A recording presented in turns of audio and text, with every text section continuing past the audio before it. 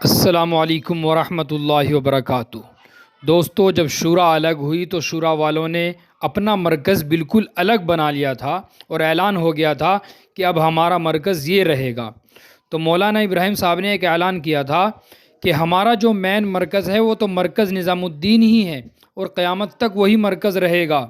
ہاں، مولانا صاحب سے ہمارا اختلاف ہے، ان سے ہمارا اختلاف ختم ہو جائے تو پھر ہم مرکز میں چلے جائیں گے۔ تو پورا بیان انشاءاللہ میں آپ کو سنواتا ہوں، آپ دھیان توجہ کے ساتھ سنیے پورا کیا معاملہ ہوا تھا۔ یہ فتنہ 11 اگست سن 2017 میں دوبارہ اٹھا اور بڑے منصوبے کے ساتھ اٹھا، یہاں تک کہ اعلان کر دیا گیا کہ آج سے برطانیہ کی تبلیغ عالمی شورا کے تابع اور ان کے نہج پر ہوگی۔ مرکز نظام الدین سے تعلق توڑنے کا اعلان ہوا، بنگلور کی مرکزیت کا اعلان ہوا۔ اس فتنہ خبیثہ کے محرک اشتاق پٹیل تھے، انہوں نے اپنے ہم خیال لوگوں کو جمع کیا اور اعلان کر دیا کہ آج سے مرکز نظام الدین ہمارا مرکز نہیں، بنگلور ہی کی سرپرستی میں برطانیہ کی تبلیغ چلے گی۔ جب شورا کے احباب کو پتہ چلا تو سب جمع ہوئے، کہا کہ یہ اعلان اور فیصلہ اسحاق پٹیل کا اپنا فیصلہ تھا، برطانیہ کے شورا کا نہیں۔ اور شورا کے حضرات نے تیسرے دن جمعہ کو 13 اگست کو ملک کے ساتھیوں کو جمع کیا اور اعلان کیا کہ پچھلے 50 برسوں سے ہم نظام الدین مرکز سے منسلک رہے اور قیامت تک منسلک رہیں گے۔ ہم سب کے سامنے اسحاق پٹیل کے اعلان کو مسترد کرتے ہیں۔ اسحاق پٹیل کا اقدام اتنی جلد بازی میں بلا اجازت عالمی شورا کو اپنانے اور ان کی اتباع کرنے کا اعلان کرنا یہ اتفاقی واقعہ نہیں تھا، بلکہ یہ عالمی شورا کے ان تخریب کاروں کے پلان پر عمل آوری تھی جو انہوں نے اسحاق پٹیل کو دیا تھا۔ عالمی شورا کا پلان حضرت علی رضی اللہ تعالیٰ عنہ کے وقت کے خارجیوں نے بھی اس طرح کا تخریبی عالمی پلان بنایا تھا، یعنی ایک ہی وقت میں دنیا کو معروف ترین 3 مقامات کی مرکزیت کو برباد کر دیا۔ دمشق میں حضرت معاویہ، کوفہ میں حضرت علی اور مصر میں حضرت عمرو ابن عاص رضوان اللہ علیہم اجمعین کو مار ڈالو۔ اس کے لیے تربیت یافتہ لوگوں کو بھیجا، ہدایت دی گئی کہ یہ تینوں فجر کی امامت کریں گے، دوران نمازی ان کا کام تمام کر دینا۔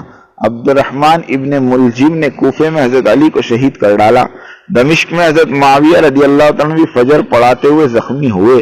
حضرت عمرو ابن عاص کو زکام لگ گیا تھا، نماز ان کے نائب پڑھا رہے تھے، قاتل پہچانتا نہیں تھا، اس نے عمرو ابن عاص ہے سمجھ کر ان کے نائب کو شہید کر دیا۔ یہ تینوں واقعات ایک ہی تاریخ اور فجر کی نماز کے دوران واقع ہوئے۔ یہی پلاننگ فتنہ خبیثہ پاکستانی سیاسی عالمی شورا والوں کی تھی۔ ایک ہی تاریخ یعنی 11 اگست سن 2017 کو مرکز نظام الدین کی معزولی اور بنگلور مرکز کو تسلیم کرنے کا اعلان ہوا، اور یہ اعلان اسی تاریخ کو England, Mumbai, Panama, Trinidad, Barbados, Canada, Bangalore میں ہوئے۔ ممبئی میں اعلان سے قبل مولانا ابراہیم صاحب دولت دامت برکاتہم سے اجازت مانگی گئی تو شاہدین کا بیان ہے کہ مولانا ابراہیم صاحب دولہ غصے سے بھر گئے اور فرمایا ہمارا صرف ایک ہی مرکز ہے اور وہ مرکز نظام الدین ہے، قیامت تک دنیا میں اور کوئی مرکز نہیں بنے گا۔